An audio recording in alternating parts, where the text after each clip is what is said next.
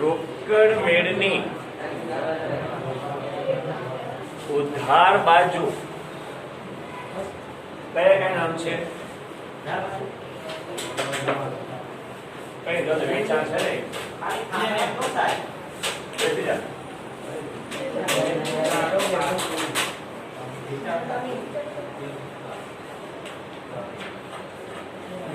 ફટાફટ ખાતાદાર નો ઓછામાં ઓછા 11 ખાતા દોરી જવા જોઈએ.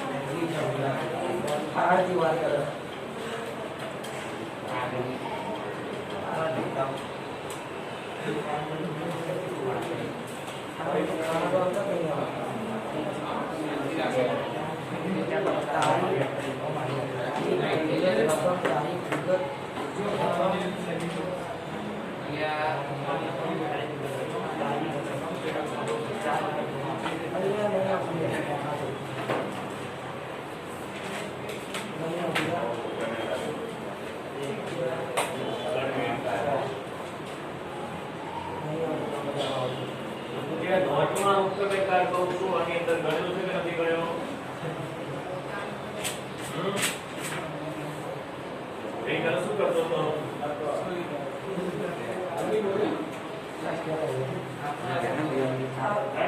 ગઈકાલે શું કર્યું? કેટલા પીરિયડમાં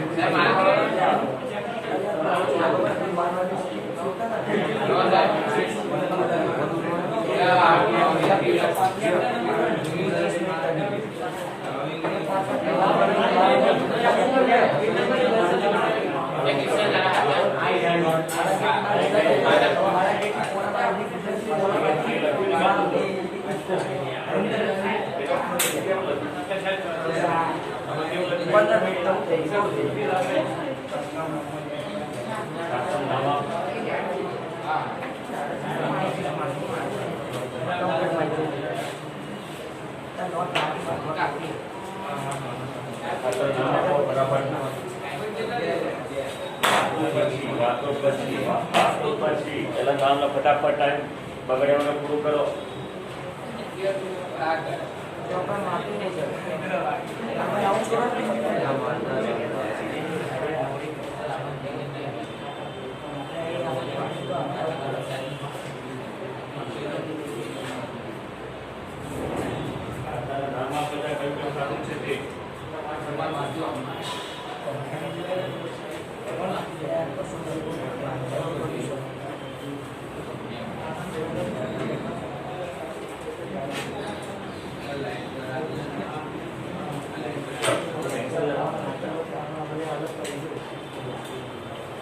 ચલો અહીંયા ધ્યાન રાખો બધા. હવે હેડો બધા ભવકાર બધાનું ધ્યાન આ બાજુ. હવે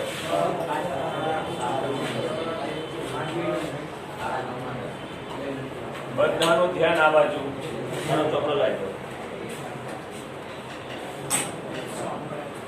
પૂરો કરી નાખ્યો દાખલો. સુધારી બધું ગઈકાલે કીધું સીધે કોણ કરી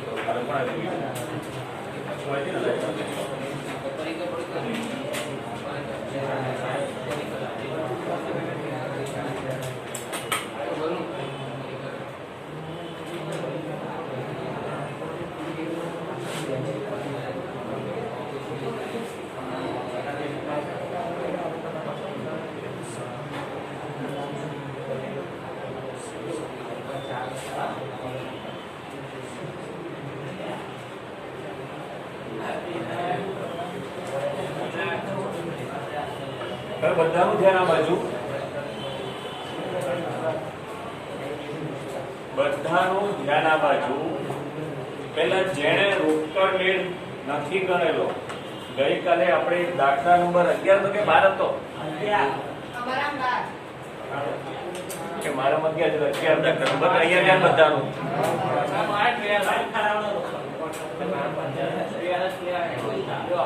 દાખલા નંબર 11 કે 12 જે હોય તે બધાનું ધ્યાન આ બાજુ. હવે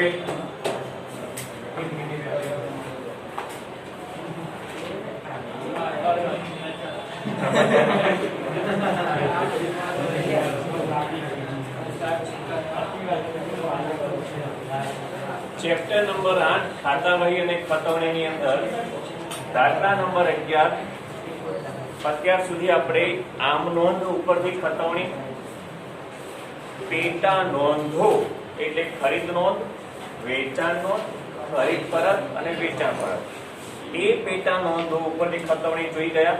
અને હવે જોઈએ છીએ આપણે રોકડ મેળ ઉપરથી ખતવણી. રોકડ મેળ કેવી રીતે ગણાય છે આપણે જોઈ ગયા છીએ આગળ, બરોબર? તો એની બધી ખતવણી કેવી રીતે કરવાની એ જોઈ લઈએ. તો જ્યારે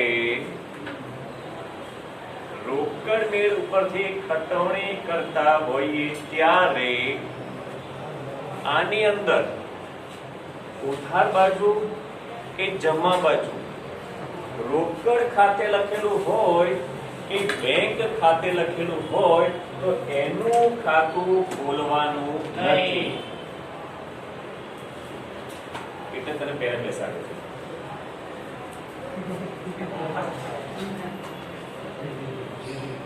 શું રોકડ ખાતું કે બેંક ખાતું આપણે ખોલવાનું નથી, કારણ કે રોકડ ખાતાની અને બેંક ખાતાની આપોઆપ જ આમાં ખતવણી થઈ જાય છે. આપણે લખ્યું છે રોકડ અને બેંક, બરોબર? બાકીના ખાતા ખોલવાના છે. હવે ખતવણી કેવી રીતે કરીએ છીએ તે જોઈએ, બરોબર? તો અહીંયા આગળ ટોટલ રોકડ અને બેંક સિવાય 9 ખાતા છે. 9 ખાતા જે દાખલો ગણ્યો છે પણ તો બીજું બેકાર પાછું જેટલા હતા એટલે ખબર છે કે 9 ખાતા અંદર આવેલા છે. ખાતા એટલે શું પાછું?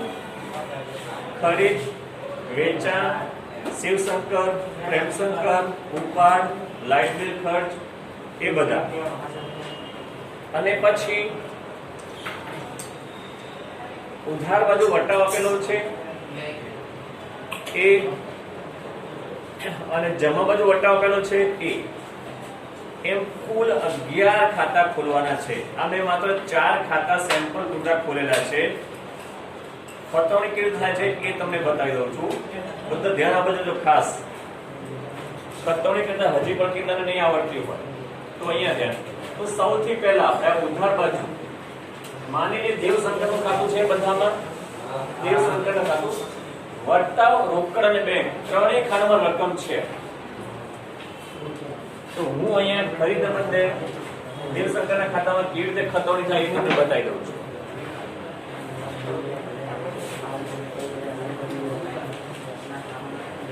હવે જુઓ આ બધા અહીંયા આગળ દેવશંકર ખાતે લખેલું છે આપણે, બરોબર? તો આ ઉધાર બાજુ જે લખેલા હોય ને ખાસ યાદ રાખી લેજો. ઉધાર બાજુ કયા છે? દેવશંકર, વેચાણ, ઉપાડ, લાઇટ બિલ. ઉપાડ નહીં, સોરી ખોટું છે કે તો ઉપાડ અને લાઇટ બિલ નહીં. દેવશંકર, વેચાણ, પ્રેમશંકર ત્રણ જ છે ને? જો ઉધાર બાજુ જે ખાતા લખેલા હોય તે ખાતાની જમા બાજુ ખતવણી કરવાની છે. દેવશંકર, વેચાણ અને પ્રેમશંકર એ ત્રણેય ખાતાની જમા બાજુ ખતવણી કરવી. વિગતમાં શું લખવાનું આપણે એ જોઈ લઈએ. આપણે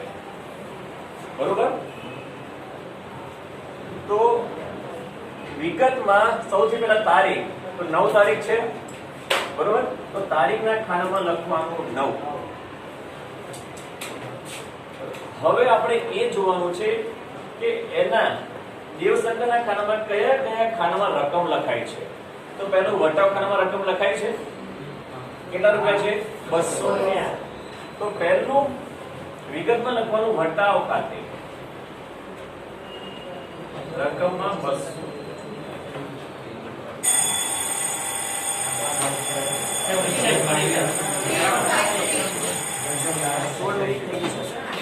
ઉભર 2 મિનિટ ઉભર 2 મિનિટ ઉભર અને મારો પીરિયડ છે ને પછી બેસ જા. 5 મિનિટ પછી ચાલુ કરીશ. બેસી જા થોડી વાર. બેસ લે ગયા 5 મિનિટ વિશે વધારે આપીશ તમને. અહીંયા ધ્યાન બધાનું. દેવશંકરના ખાનામાં વટાવના ખાનામાં રકમ છે, પછી છે રોકડના ખાનામાં રકમ. તો વિગતમાં ફરીથી 9 તારીખ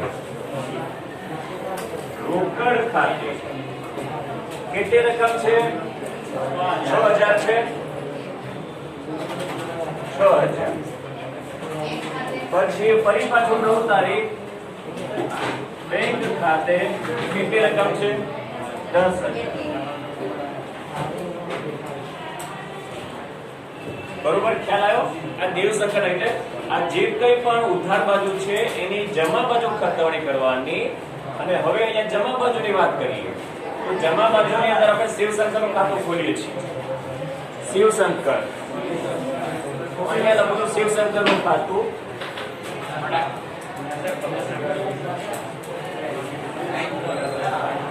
તો જે જમા બાજુ હોય એની ઉધાર બાજુ ખતવણી કરવાની. શિવશંકરની વાત કરીએ તો કઈ તારીખ છે? 8 તારીખ છે. 8 તારીખ વિગતમાં વટાવના ખાનામાં રકમ છે 15 રૂપિયા. તો અહીંયા લખવાનું વટાવ ખાતે રકમના ખાનામાં 15 રૂપિયા. પછી બેંકના ખાનામાં રકમ છે તો એ તારીખ બેંક ખાતે કેટલા છે? 45. ખ્યાલ આવ્યો? યાદ રાખ, ફરીથી સમજાય દઉં. ઉધાર બાજુની ખતવણી જમા બાજુ કરવાની. વટાવ, રોકડ અને બેંક, આ જ વસ્તુ લખવાની. ખ્યાલ આવ્યો? કોઈ પણ વ્યક્તિનું નામ કે આવશે નહીં. ક્યારે? કે જ્યારે રોકડ મેળ ઉપરથી ખતવણી કરતા હોઈએ ત્યારે. વટાવ ખાતું પછી આપણે 5 મિનિટમાં જોઈએ છીએ. એટલે અહીંયા 5 મિનિટમાં એકાઉન્ટ ચલાવવાનું છે.